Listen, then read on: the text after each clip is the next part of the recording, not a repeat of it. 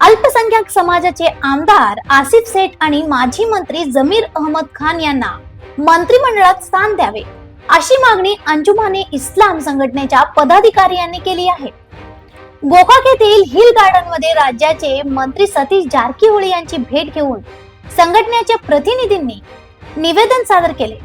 यावेळी जमीर अहमद खान यांनी यापूर्वी मंत्री म्हणून चांगले काम केले असून त्यांना पुन्हा मंत्रिपद द्यावे अशी मागणी करण्यात आली.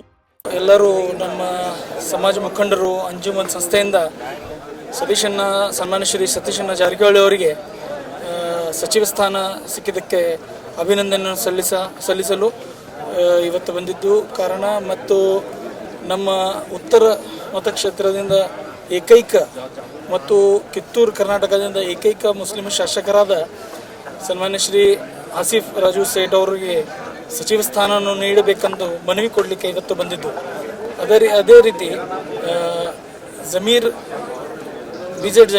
ಅಹಮದ್ ಅವರಿಗೆ ಸಚಿವ ಸ್ಥಾನವನ್ನು ನೀಡಬೇಕೆಂದು ನಮ್ಮ ಮನವಿಯನ್ನು ಸಾಹೇಬರಿಗೆ ನೀಡಲಿಕ್ಕೆ ಬಂದಿದ್ವಿ. ಸೇಠ್ ಅವರಿಗೂ ಸಚಿವ ಸ್ಥಾನವನ್ನು ಮನವಿಯನ್ನು ನೀಡಿದ್ದೀವಿ. ಸಾಹೇಬರನ್ನು ಆಶ್ವಾಸನ ಕೊಟ್ಟಿದ್ದಾರೆ, ಮಾತಾಡ್ತಾರೆ ಹೈಕಮಾಂಡ್ ನೋಡೋಣ. ನಿಮ್ಮ ಹೆಸರು? ಅಡ್ವೊಕೇಟ್ ಮುಲ್ಲಾ ಅಂತ. ನಮ್ಮ ಸತೀಶ್ ಅಣ್ಣ ಜಾರಕಿಹೊಳಿ ಅವರ ಹತ್ರ ಬೆಳಗಾವದಿಂದ ಒಂದು ನಿಯೋಗ ಬಂದು ಏನು ವಿಷಯ ತಂದಿದ್ದಪ್ಪ ಅಂತಂದ್ರೆ, ನಮ್ಮ ಬೆಳಗಾವಿ ಮತಕ್ಷೇತ್ರದ MLA ಅವರಾದಂಥ ಆಸಿಫ್ ಸೇಠ್ ಅವರನ್ನು ಕರ್ನಾಟಕ ಘನ ಸರ್ಕಾರದಲ್ಲಿ ಅವರನ್ನು ಮಂತ್ರಿಯಾಗಿ ಮಾಡಬೇಕಂತ ಹೇಳಿ ಸತೀಶ್ ಅಣ್ಣ ಅವರ ಹತ್ರ ಒಂದು ನಿಯೋಗ ಬಂದು ಅವರಿಗೆ ಮನವಿಯನ್ನು ಸಲ್ಲಿಸಿದ್ದೇವೆ. ಅದೇ ರೀತಿ ಸತೀಶ್ ಅಣ್ಣ ಜಾರಕಿಹೊಳಿ ಅವರು ಕರ್ನಾಟಕ ಘನ ಸರ್ಕಾರದಲ್ಲಿ ಮುಖ್ಯಮಂತ್ರಿ ಆಗಿದ್ದಕ್ಕೆ ಎಲ್ಲರೂ ಅಭಿನಂದನೆಯನ್ನು ಸಲ್ಲಿಸಿದ್ದಾರೆ.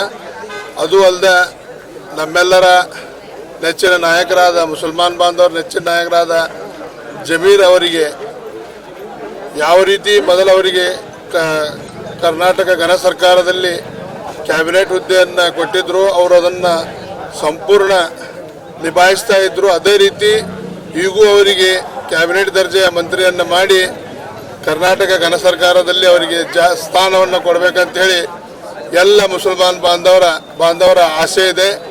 ಅದನ್ನು ಮಾಡಬೇಕಂತ ಹೇಳಿ ಎಲ್ಲರೂ ಮುಸಲ್ಮಾನ್ ಬಾಂಧವರು ಎಲ್ಲ ಕಡೆ ಒತ್ತಾಯಿಸ್ತಾ ಇದ್ದಾರೆ. ಅದೇ ರೀತಿ ನಾವು ಬೆಳಗಾವಿಯಿಂದ ಸುಮಾರು ಜನ ಇಲ್ಲಿ ಸೇರಿ ನಮ್ಮ ಸತೀಶ್ ಅಣ್ಣ ಜಾರಕಿಹೊಳಿ ಅವರ ಮುಂದೆ ಅದನ್ನು ಪ್ರಸ್ತಾಪಿಸಿದ್ದೇವೆ.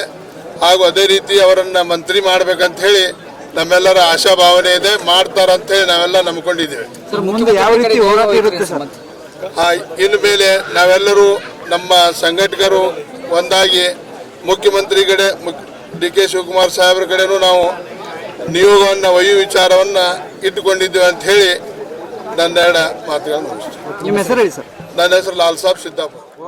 तसेच उत्तर कर्नाटकातील अल्पसंख्याक समाजाचे प्रतिनिधित्व लक्षात घेऊन बेळगाव उत्तर मतदारसंघाचे आमदार आसिफ सेठ यांनाही मंत्रिपद द्यावे असा आग्रह धरण्यात आला. ನಾನು Faheem ನಾಯಗೌಡಿ X corporate Anjuman member. ನಾವೆಲ್ಲರೂ ಕೂಡಿ ಇವತ್ತು ಸತೀಶ್ ಅಣ್ಣ ಅವ್ರಿಗೆ ಭೇಟಾಗ್ಲಿಕ್ಕೆ ಬಂದಿದ್ದೀವಿ.